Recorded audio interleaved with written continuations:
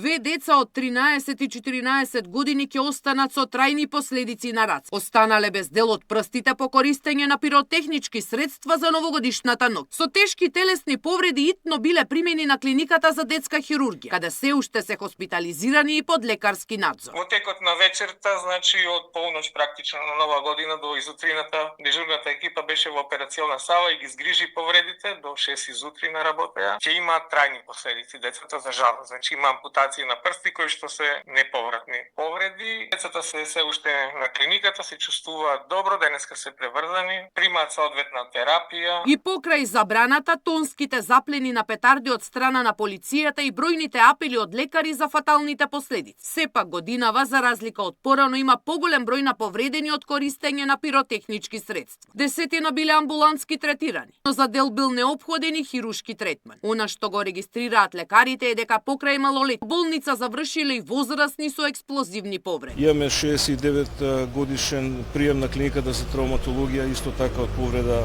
левата подлактица и левата шака од пиротехнички средства. Во однос на петардите имаме само двајца од малолетниците, загрижува тоа што да речеме најстариот од повредените со петардите на 57 годишна возраст, малку чудно.